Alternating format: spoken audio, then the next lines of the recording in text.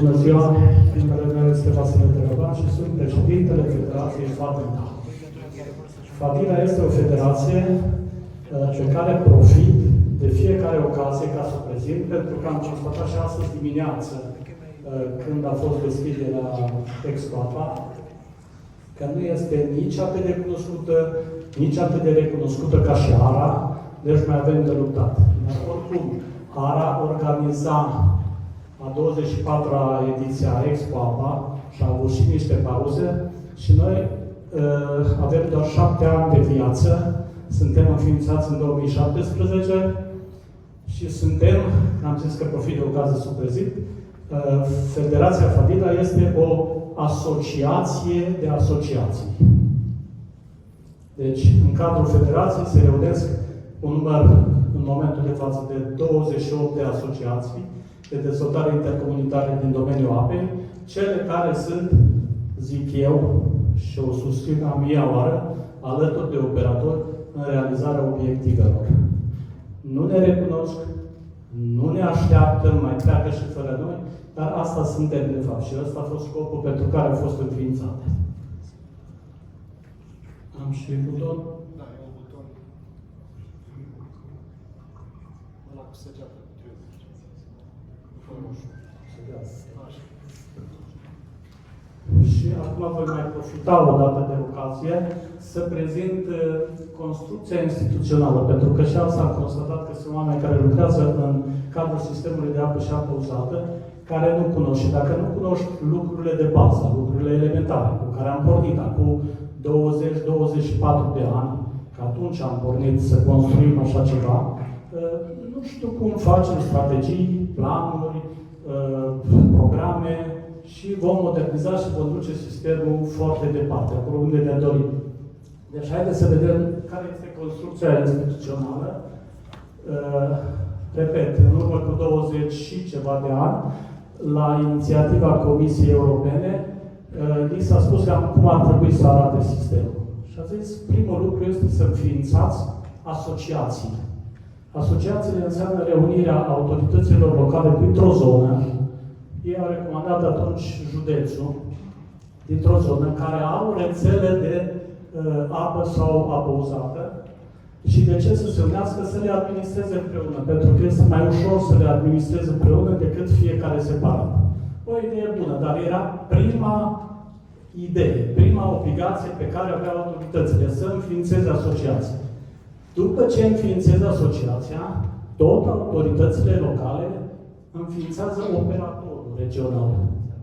Care operator regional au înființat sub formă de societate comercială, în baza legii 31, cu toate regulile care decurg de acolo din legea 31, dar au venit cu niște condiții impuse de regulile in-house, stabilite de Curtea Europeană de Justiție și transpuse și în legislația națională, în legea 241 din 2006.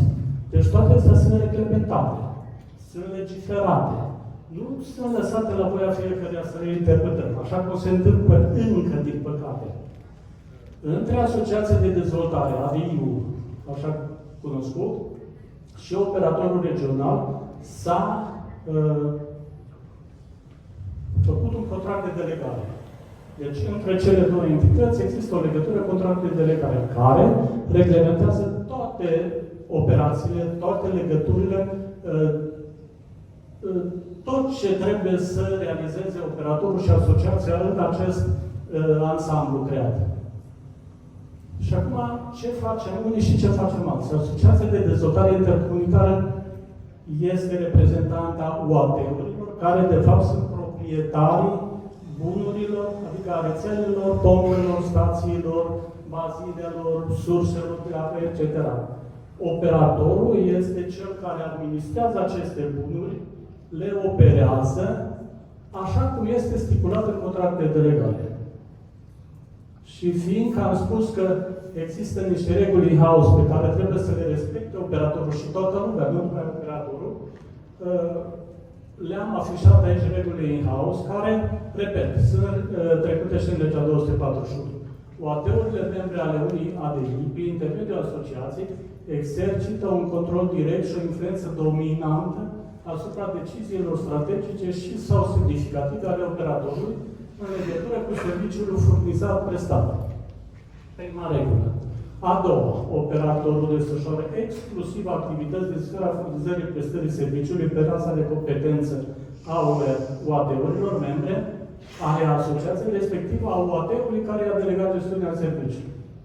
Capitalul social al operatorului este deținut în totalitate de UAT-urile membre ale asociației. Participarea capitalului privat la capitalul social al operatorului este exclusă.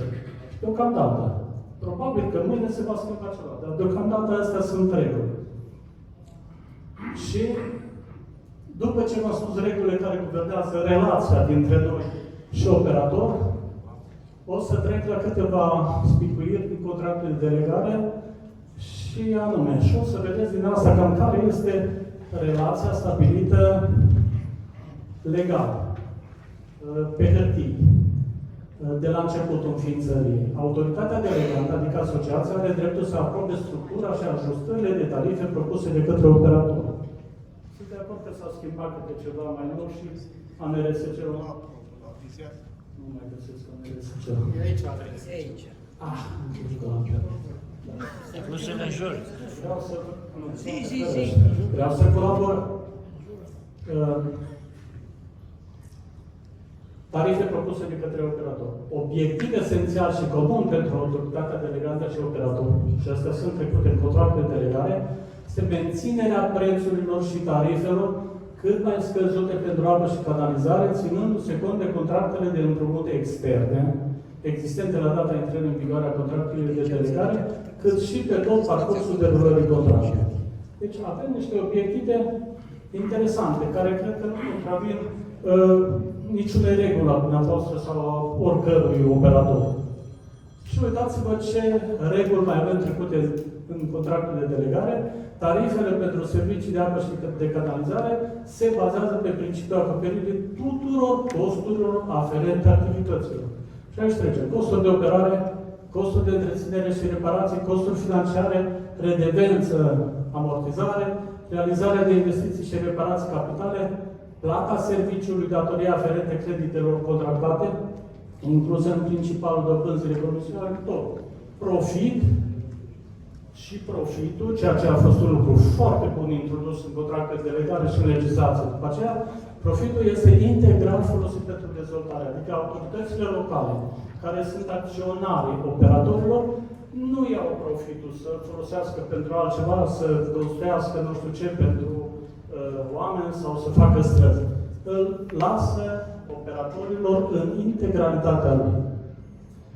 Și încă, structura tarifelor și nivelele de tarifare trebuie să descurajeze risipa și consumul în exces și să fie stabilite ținând cont de gradul de suportabilitate al consumatorului. Acum, risipa și consumul în exces era într-una din prezentările domnilor de la universitate. Aveau niște lucruri care puteți să dați drumul la apă pentru datul străzilor, pentru datul parcurilor, pentru datul nu știu ce, pentru stingerea incendiilor și nu trebuie să plătească nimeni. Nu e adevărat. Nu e adevărat. Și mi-a plăcut că domnul președinte a intervenit și a zis, băi, hai să coborâm cu picioarele pe pământ. Nu e așa. Deci apa aia toată trebuie facturată. Deci stabilești paușal sau cu contorizare, cu ceva și o facturezi. Primăriei, pompierilor, altcuiva, dar o facturezi. Nu este apă nefacturată. Vi se pare ceva în neregulă în ce am spus până acum? Vi se pare că nu sunt susținuți operatorii, că prețurile și tarifele nu au la bază reguli serioase, acceptate și de către autoritățile locale, prin asociații, și de operatori la momentul semnării contractului.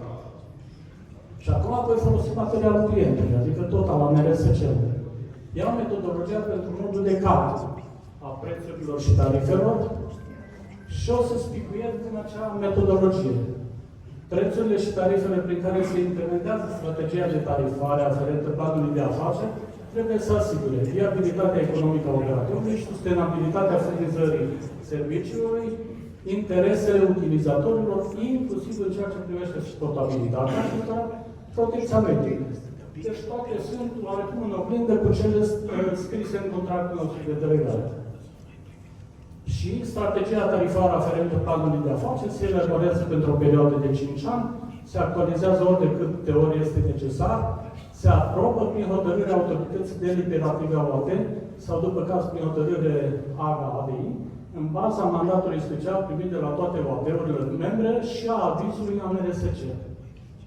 Este corect, dar în prima fază acestui material, acolo, în loc de se aprobă prin hotărâre, era planul de afaceri și strategia tarifară se realizează în colaborare cu asociația. Așa era, se realizează, nu că trece la aprobare. Și parcă era un pic altceva. Da, este ok. Trece la aprobare și acum tot din metodologia pentru modul de calcul al prețurilor și tarifelor, o să iau 3 elemente care vreau să le discutăm și cu care o să vedeți că noi suntem de acord. Elaborarea de către operator a unui plan de evoluție a nivelului redevențe anuale pentru perioada de reglementare economică prin includerea graduală a echivalentului amortizării patrimoniului public în preț și tarif. Deci, așa scrie, așa susțin și eu de cel puțin 10 ani și am făcut și o demonstrație la operatorul nostru acum de 5-6 ani, în care spuneam, noi trebuie să ajungem cu redevență în următorii 10 ani la nivelul ăsta. Sigur, când am spus 100 de milioane, au zis, e nebun, n-are rost să mai ascultă. Dar am confirmarea din partea operatorului din Iași, a domnului director general, care are un astfel de calcul, are un astfel de plan și care deja mi se pare că a trecut de 50 de milioane. Deci este mult mai aproape de obiectivul care trebuie să-l atingă decât suntem noi, care și noi avem un operator puternic. Dar ar trebui fiecare operator să aibă în plan așa ceva, să facă un calcul corect și să ajungă în 10-15 ani la nivelul de redevență anuală, care se acopere nevoia de investiții de care va fi atunci. Deocamdată investim din bani europeni, cea mai mare parte din bani guvernamentali, într-o oarecare măsură, dar peste 10 ani aceste surse nu vor mai exista. Din ce vom înlocui bunurile care între timp se uzează, expiră și trebuie înlocuite? Câți bani ne trebuie? Am făcut un calcul. Asta este interesant. Și eu susțin ideea ANRSC-ului că trebuie să avem o redevență calculată și pe care să o adunăm an de an. Ce nu-mi place, în schimb, și domnul președinte a prezentat chestia asta, că din redevență și din profit se fac investiții. Nu, redevența ar trebui să o păstrăm pentru înlocuire. Și terminologia înlocuire și investiții să o separăm un pic și redevența chiar să fie pentru înlocuire. Că mâine, care înseamnă peste 10 ani, nu vom avea bani de înlocuire. Iar valorile pe care le avem în servicii, rețele, rezervoare, pompe și vor trebui înlocuite obligatoriu. Ne vom obișnui cu binele, ne vom obișnui cu funcționarea continuă. Ce facem când se strică o pompă și la bani? Deci va trebui să adunăm bani dacă suntem cât de cât gospodari. Până acum n-am dovedit. Dar haideți să nu prea târziu. Și al doilea punct pe care îl preia tot e metodologia, aplicarea principiilor și prevederilor cu privire la rata de suportabilitate din metodologia de analiză cost-beneficii pentru investițiile în infrastructura de apă, conform HG 677 pe 2017.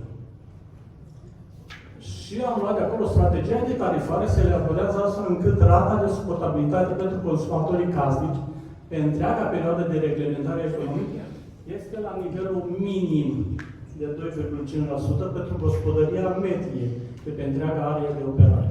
Aici am două observații. Acum câțiva ani ne aveam rata de suportabilitate la 3-4%, dar din decilă mai săracă.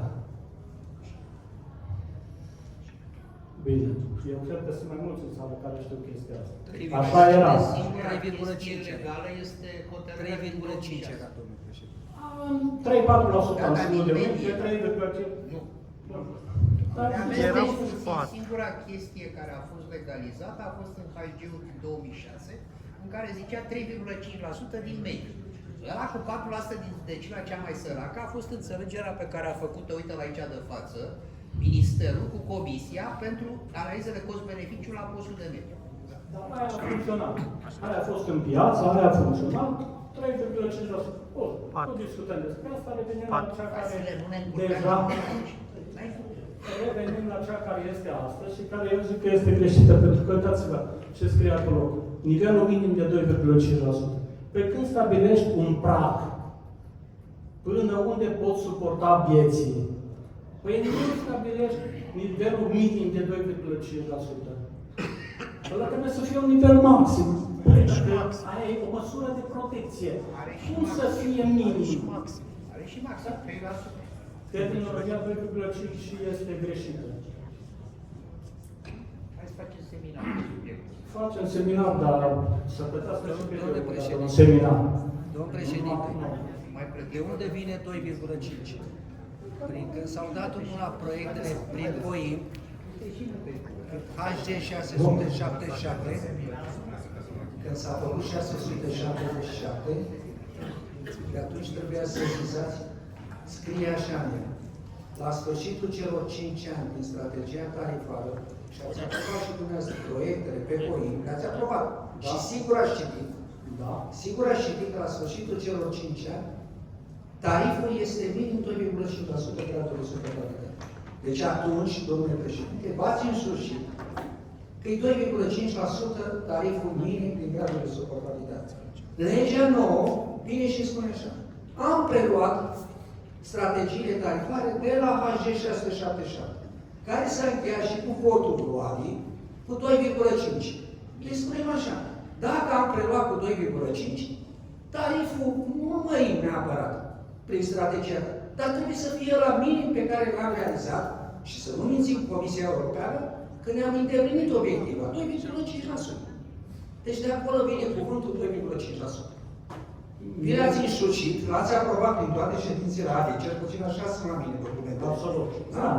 Și vine legea nouă și spune, băi, dacă ai plecat din minim ce s-au însușit și autoritățile locale de 2,5%, tu prin noua reglementare trebuie să ai grijă să nu te abați de la angajamentul oamenilor aia, autorități și operatori, de 2,5.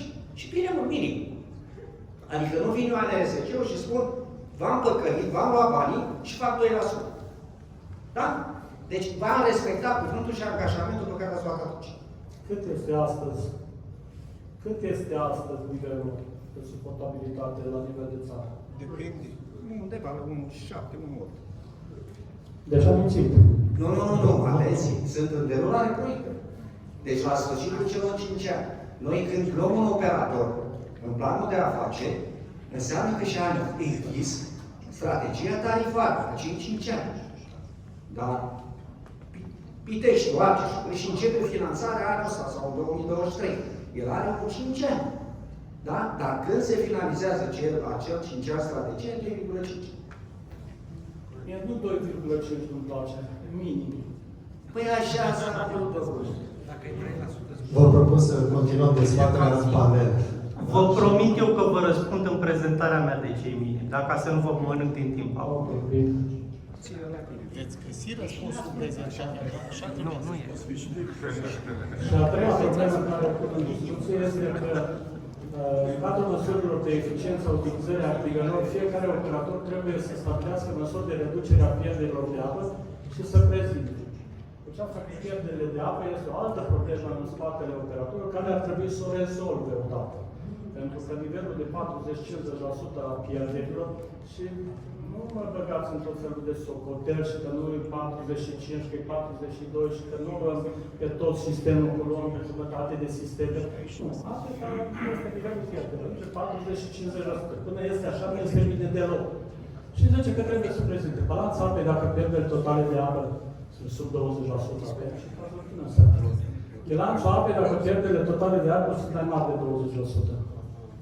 Programul de investiții pentru reducerea pierderilor de apă. Am pus o semnul întrebării. Strategia de control a pierderilor de apă ține de performanță pentru fiecare an de reglementare privind reducerea pierderilor de apă. Și am pus cu roșu acolo că, din punctul meu de vedere, pentru reducerea cele mai mari părți din pierderile de apă, este nevoie de voință și seriozitate. Deci noi nu avem nevoie de programe de investiții ca să reducem pierderile. Noi pierdem apa, acolo, cum zicea domnul Ioia, udăm gazoane, spălăm străzi, udăm aeroporturi, nu știu ce mai udăm și nimeni nu repetește, ceea ce nu este normal. Aia trebuie rezolvat și mai trebuie să rezolvăm problema aia pe care nici măcar nu vrem să o recunoaștem. Noi avem pierderi comerciale prin furt.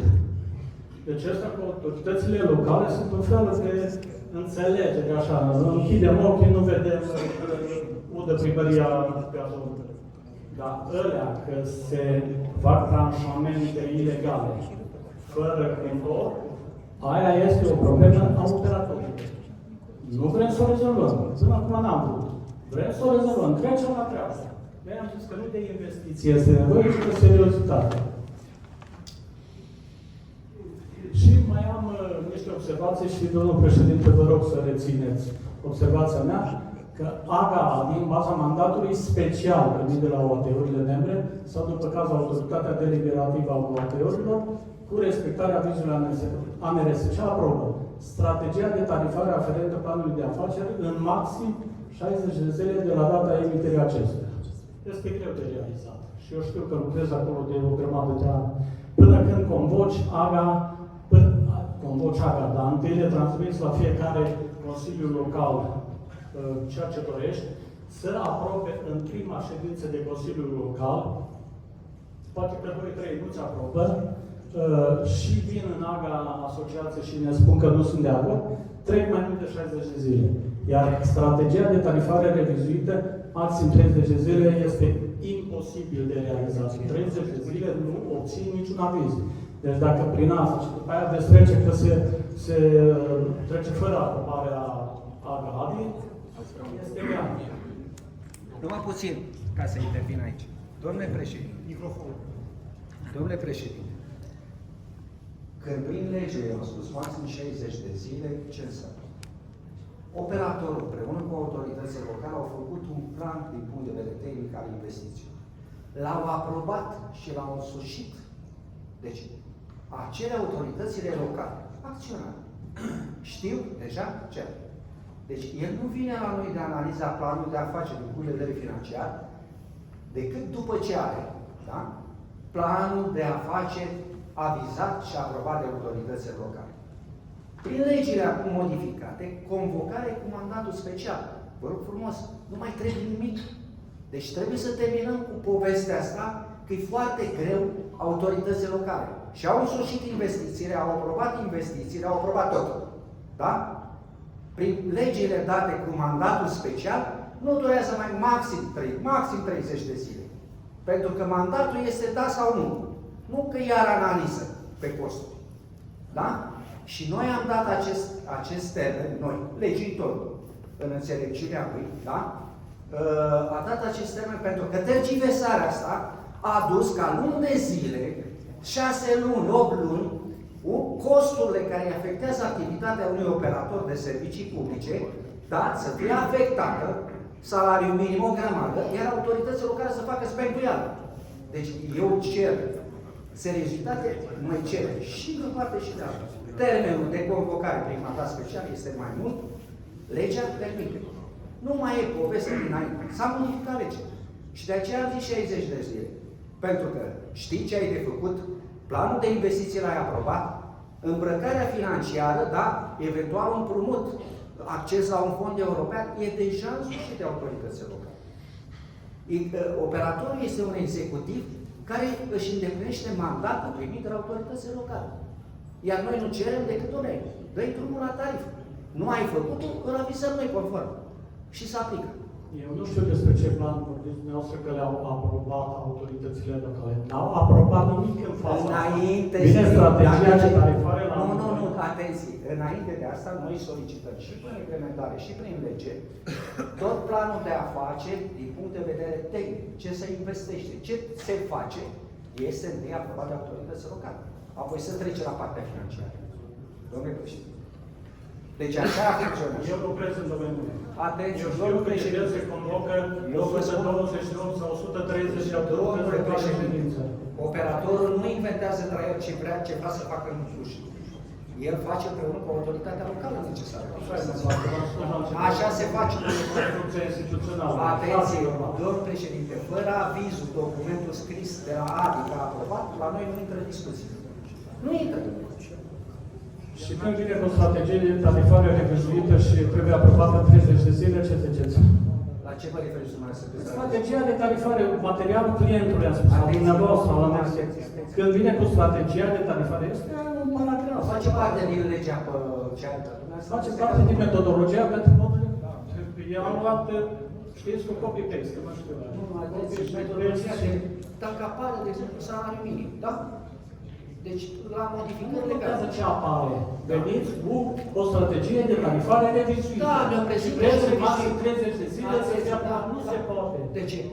De-aia că eu vorbesc în cunoștință de cauză. Domnule președinte, n-ați realizat. Odată aprobat planul de afaceri, strategia tarifară, pe toată perioada celor 5 ani, dumneavoastră trebuie să urmăriți și e responsabilitatea dumneavoastră realizarea investițiilor. Din punct de vedere mecanismului tarifar, nu decât strategii tarifar decât ANRSC și operatorul. Iar noastră obligație, ANRSC-ului, nu va mai cer aprobarea dumneavoastră. Da? Eu vă propun să... Dar scrie acolo că trebuie aprobată de noi. Cum nu ne cereți? Și v-am spus materialul clientului, repet. Vă propun să continuăm această discuție foarte interesantă și, cum îi spune, potențial să spunem exploziv, la un pahar nu de apă, ci de palincă mai pe seară acolo. Și poate că... Nu cred că dau nicio palincă. Nu? Nu sunteți de acord deloc. Sunt de acord. Da, vă rugăm să finalizați. Și rețineți, am trecut acolo concluziile. Și s-ar putea să mi se pare interesant că autoritățile locale și implicit ADI-urile sunt de acord să asigure viabilitatea economică a operatorului. Cu nimic nu suntem împotrivă. Vrem să cărpim un pic pe aici pe acolo, unde nu vreți să ne înțelegeți. Haideți să o facem, că nu-i greu, nu v-am cerut decât mărunțișuri aici, da? Trebuie să le introduceți ca să funcționeze lucrurile. Tarifele practicate pentru serviciile de apă și canalizare se vor baza pe principiul acoperirii tuturor costurilor. Am paranteză bine argumentate. Sunteți supărați că vă spun asta. S-ar putea să credeți, dar nu e cazul. Bine argumentat. Aferente activităților de operare, dar cu respectarea următoarelor. Elaborarea unui plan de evoluție a nivelului redevenței anuale. Deci, eu vă cer, haideți să ne așezăm la masă și să calculăm o redevență pentru următorii 10-15 ani, să acoperim înlocuirea. Rata de suportabilitate pentru consumatorii casnici pe întreaga perioadă de reglementare economică este la nivelul maxim. Sau luați-l la 2,5%. Nu folosiți nici minim, nici maxim. Luați-l 2,5%. Ce scrie în PNRR? Deci, domnul președinte, asta se Am făcut rezolvă. tot felul de greșeli în decursul istoriei. Asta nu înseamnă că trebuie să... Ce te supără? Se poate face o modificare de lege care a fost asumată prin PNRR. La ce am citit, eu spun că e imprescriptibil. Deci nu se poate face modificarea aceasta decât cu avizul Comisiei Europene. Începeți diligență. Dacă e cazul, vom începe. Dacă nu vreți să o faceți dumneavoastră care ați fost inițiatorii. Nu, n-am fost noi. Atenție, Nu, că au fost alți deștepți înainte, știu că am putea să... Dacă lăsați așa maxim 2,5%, tot vor avea 0.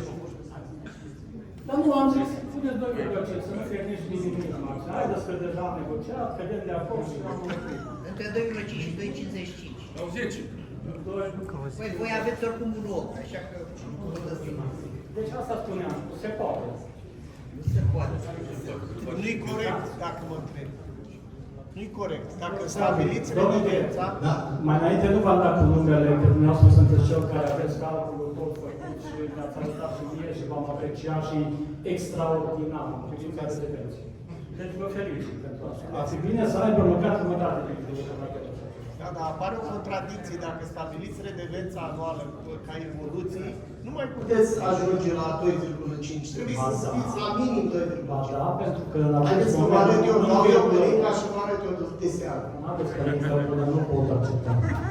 Da, haideți să avem o prezentare și suntem deja în 20 de minute. Dacă să 1,8 realizăm profit, ce ar putea provoca o discuție să mărim prețul? Decât eventual redevența, aia care trebuie să duc la 100 de milioane pe 100 de... Aveți profit mare când aveți redevențe de aia.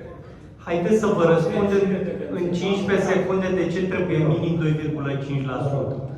În ghidul de analiză cost-beneficiu zice că puteți să scădeți sub 2,5% doar într-o singură situație. Dacă acel tarif are întreaga amortizare a infrastructurii publice în el. În momentul în care ați băgat întreaga amortizare a infrastructurii publice în tarif, puteți să scădeți sub 2,5%. Până atunci nu. Ăsta e motivul pentru care e minim. Bun, dar în acest moment amortizarea bunurilor publice este o poveste. Păi de ce? Păi nu, trebuie să o calculați să vedeți cât e. Nu obligă legea să amortizăm bunurile publice. E echivalentul ei. Da? O calculați separat, Asta îi vedeți. dă să citească. Păi nu înainte ne-am zis că trebuie înlocuite și făcute. Înainte ne-am spus că trebuie înlocuite, făcute grese. Nivelul amortismentului e ăla. Și chem operatorii să-și facă socotelele de redevență încât să aibă bani de înlocuire atunci când va veni timpul. Eu îi invit la asta și sunt de acord. Dar pot avea 1,8 și din 1,8 să fac 2,5 suportabilitatea și uite că am mai pus încă 15-20 de milioane la anual. Da? Sunt de acord să o facem. Și o chestie care pe mine mă doare foarte tare. Mă miră că pe dumneavoastră nu doar operatorul regional trebuie să stabilească măsuri eficiente de reducere a știu că povești există, o să avem și prezentări pe tema asta. Haideți să o facem.